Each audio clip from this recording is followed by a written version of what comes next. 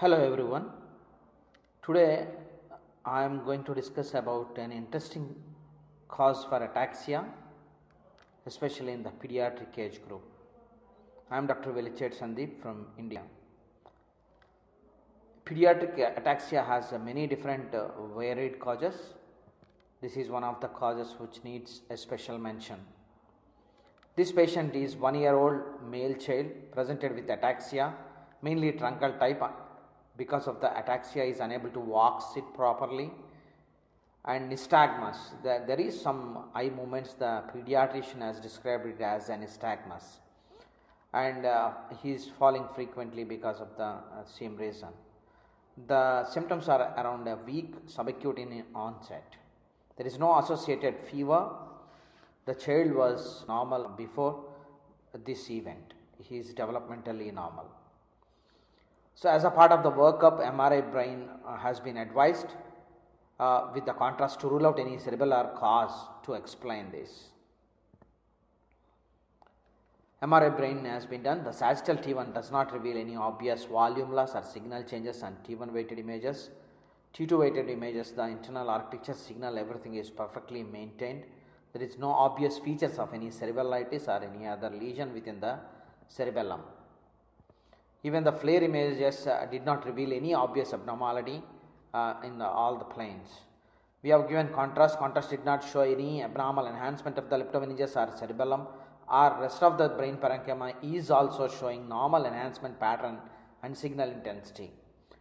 So, what could be the cause for this ataxia? Clinician is pretty much sure that this cerebellum is the area of involvement. Is there anything else we are missing? Different thought process. Shall we screen any other area? Or this cerebellum is involved as a manifestation of any paraneoplastic syndrome or any autoimmune disorder secondary to any body tumor? Shall we screen any other area? For the purpose of MRI brain, sedated this patient. So, patient did not come out of the sedation. So, we immediately contact while doing the contrast study. Shall we screen any other part to the clinician and convince the patient to go for a quick screening process. With the mission body coil, we have screened this one, and using the spine coil which is fixed in the table, we have screened this without changing the patient position. So, to our surprise, what we found is a large tumor in the left suprarenal region, displacing the kidney and abutting the spleen. So, this probably is related to the patient current clinical presentation. And the spine screening also, we saw this in the parasagittal images towards while we are screening towards left side. At later we have fixed a dedicated abdominal MRI with contrast. This is coronal T2 fat sat images. It is showing intermediate signal intensity, displacing the left kidney. The plane of the cleavage between the kidney and the tumor is lost, but it is separately seen from the kidney, and it is also abutting the spleen.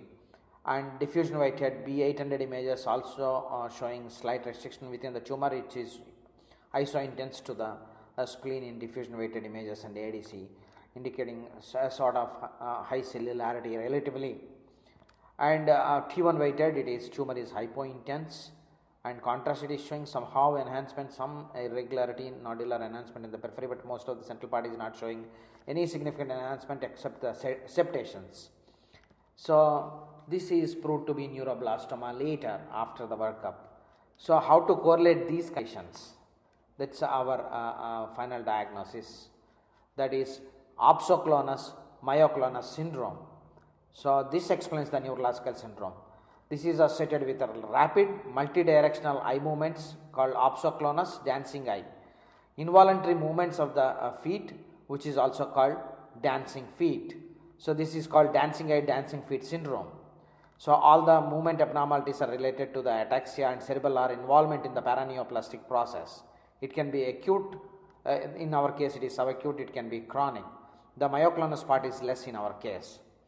This is associated with tumors like neuroblastoma. Sometimes it can be seen following infections as well. So, it is important to screen the abdomen in unexplained cases of pediatric ataxia, especially below 3 years. The treatment includes addressing the tumor and uses of steroids or immunosuppressants.